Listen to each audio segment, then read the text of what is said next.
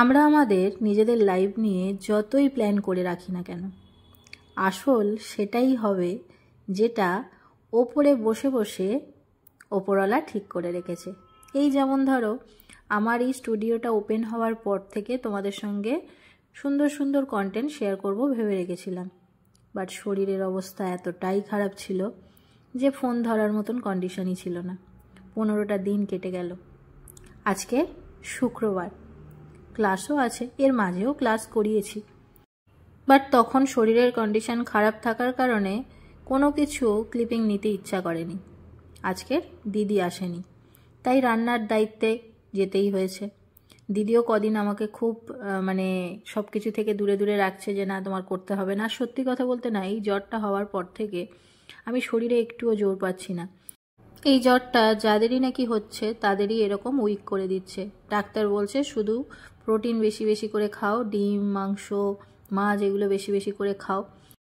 এমনিতেই আমার প্রায় সময় প্রেশারটা লোই থাকে, আর এইটা জ্বরটা হওয়ার পর থেকে আরও বেশি লো হয়ে গেছে। আর পুরো শ্রাবণ মাসটা নিরামিষ খেয়েছিলাম, নিরামিষ শুধু নয়, একবেলা হিসেব মতন খেয়েছিলাম। তো সব মিলিয়ে শরীরের অবস্থা খুব খারাপ। তো বাড়িতে এখন প্রায় দিনই চিকেন হচ্ছে। আজকের এনেছিল দেশি মুরগি, তো সেটাকে প্রথমে আলুগুলো তো ভেজে নিয়েছিলাম, আর এখানে টক দই মাখিয়ে কিছুক্ষণ রেখে দেব।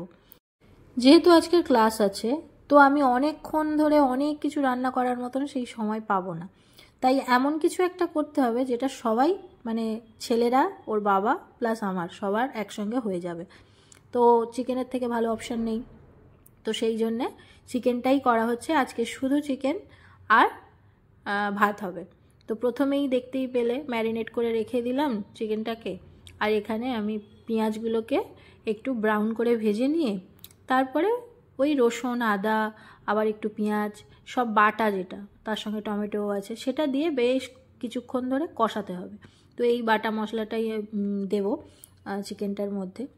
আর যেহেতু দেশি, তো ভালো মতন কষিয়ে যখন মশলা থেকে তেল ছাড়তে শুরু করেছে, তখন আমি প্রেসারে দিয়ে 3টে সিটি মেরে তারপরে রেখে এসেছিলাম, কারণ আমার টাইম হয়ে গেছে, স্টুডেন্টরা এসে গেছে। তো পরে গিয়ে আরও একবার আমি কড়াতে দিয়ে ফুটিয়ে নেব।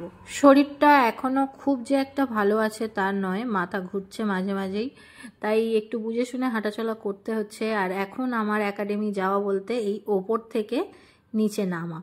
হ্যাঁ, ছাদের অবস্থাটা এখন একটু খারাপ, কারণ অনেক দিন গার্ডেনারও আসেনি আর আমাদেরও সময় সুযোগ হয়নি ভালো করে পরিষ্কার করার। তো এই রাস্তাটা দিয়েই আমি নামি। আর এইটা দেখতে পাচ্ছ, এইখানে নিচের একাডেমিটা এখানেই ছিল। তো বৃষ্টি আমাদের কিছুতেই পিছু ছাড়ছে না, আর এই জায়গার জলটা কিছুতেই শুকনো হচ্ছে না। তো যাই হোক, এখান থেকে নেমে আমি চলে যাব একাডেমিতে। তো দেখতেই পাচ্ছ কিছু স্টুডেন্ট এসেই গেছে, আর বাইরে প্রচণ্ড বৃষ্টি শুরু হয়ে গেছে। আর বৃষ্টির সময় আমার এই নতুন স্টুডিওর এই জায়গাটা আমার সব থেকে প্রিয় জায়গা। দেখতে পাচ্ছ কত জোরে বৃষ্টি হচ্ছে, আর আমি এখান থেকে ওপর থেকে বৃষ্টির সেই মজাটা নিচ্ছি।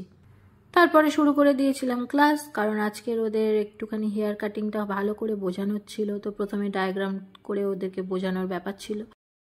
আজকের অনেকেই অ্যাবসেন্ট ছিল, তো যে কজন ছিল তারা মনোযোগ দিয়ে দেখতে পাচ্ছ ক্লাস করছে। ওদেরকে কিছুটা ক্লাস করিয়ে আবার আমি চলে এলাম ওপরে, কারণ আমার চিকেন প্রেশার কুকারে পড়ে আছে, সেটাকে ঠিকঠাক করতে হবে, কারণ রিমোর বাবা আবার 1টার মধ্যে খাবে। তো চিকেনটাকে আমি প্রেশার কুকার থেকে কড়াতে ঢেলে নিয়েছি, এবং কড়াতেই একবার ফুটিয়ে নেব জাস্ট, তাহলেই হয়ে যাবে। দেখতেই পাচ্ছ পাতলা লাল টুকটুকে আলু দিয়ে দেশি মুরগির ঝোল, এটা ছাড়া আর কিচ্ছু করিনি। আর এদিকে ভাত হচ্ছে। তো এই ছিল আমার আজকের মেনু, কারণ বেশি কিছু রান্না করবার মতন সেই সময় আজকের আমার হাতে ছিল না। তো রান্না গুছিয়ে আবার আমি চলে এসেছি ক্লাসে। তো এই রকমই চলতে থাকে আমার।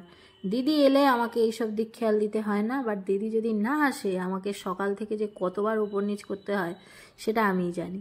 যাই হোক, তো এখানে আমি ওদেরকে আবার ক্লাস করালাম, তারপর আবার চলে গেলাম উপরে, কারণ প্রতিদেব এসে গেছে এবং আমার যেহেতু ওষুধ চলছে এখন, এসে বলে দিল যে এক্ষুনি চলে এসো, আগে লাঞ্চটা করে যাও। তো লাঞ্চ করতে গেলাম, আর ফেরার সময় দেখো কতটা জল জমে গেছে দেখতে পাচ্ছ।